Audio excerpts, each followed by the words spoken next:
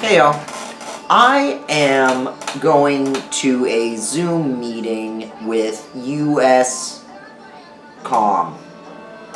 It's a government agency. They seem to have something to do with organizations that want to do business with the government, and their purposes for this meeting is to find the barriers and to receive input on what they're doing well and what I can do to make, and what they can do to make business with the government easier. So I have a whole bunch of complaints and suggestions, and there are also things that have gone very well. So for example, the cage code. I had to wait like 2-3 months for a cage code.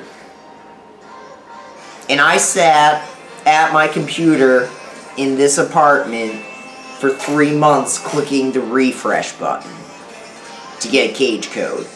That seems a little ridiculous because I am a completely valid entity and what had been a completely valid entity at that point for about 3 months. And the fact that I had to wait 3 months to validate to get a cage code is just madness, in my opinion. So, that was my first thing. The cage codes are very good, and it's nice to have a 5-number thing that I can be like, this is me, this is my federal identification, and it's nice to be legitimate. The process to getting this legitimacy took a long time. Let's see what we have over here. And seemed to not be very effective. I seemed to need a lot of assistance from the GSA, Government Service Agency, government, I'm not sure what the GSA, the GS agency, service desk, government service desk agency was very helpful in obtaining a cage code. But there were a lot of barriers to obtain that cage code.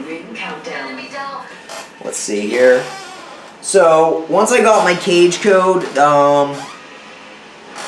the next thing that, as a small business, I have run into that has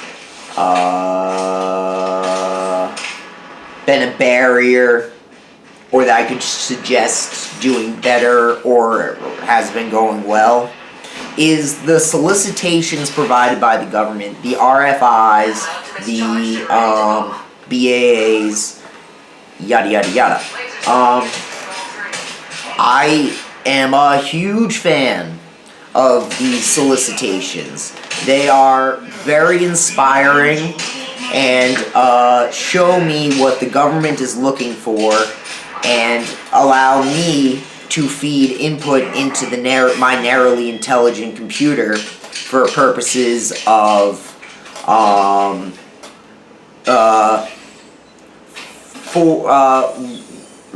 creating plans that are applicable to the RFIs or the BAAs, whatever solicitations. So, I have a problem with some of the BAAs, broad agency announcements. In 2022, I was ready to submit my proposals because of the cage code lacking and problem issues that I had. I was unable to submit December 2022, which is good because I was not using a narrowly intelligent AI at the time, a narrowly intelligent laptop at the time. So, by the time I got my cage code and had resubmitted in March 2023, the BAAs were out of money, and they were still active.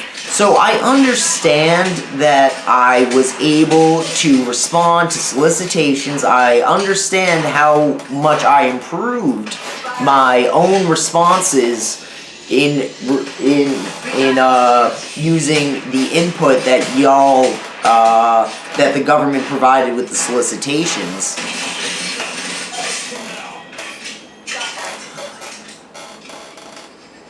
Yet, the fact that there was not money available for meritocratically deserving plans, while the Broad's agency announcement was active, was so disheartening.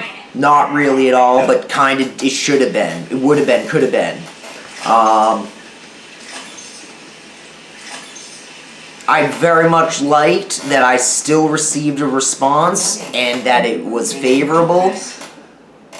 The fact that the solicitation was there without funds, another madness thing. So, another issue I've had is Gmail. I am this seems to no longer be a problem because I have been added as a contact, my Gmail. But I missed a lot of deadlines because I sent things over my Gmail. And some call it luck, I call it they were filtered as spam. So I had to create a new account on my Comcast. If I had known that Gmail would have been filtered as spam, things would have changed. There was a DARPA workshop that I missed that I would so like to attend, but they spammed me. I got spammed.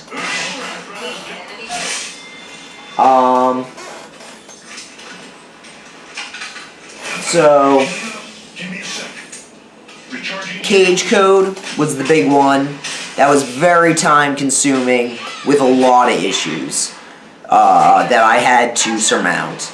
The second thing is the solicitations and how awesomely scoped they are, but the lack of money when they are active, and I have a meritocratically better plan than the person who obtained it. Madness. Madness. Oh, there was one more thing. Welcome to the shop. The BAAs, RFIs, very helpful in my planning.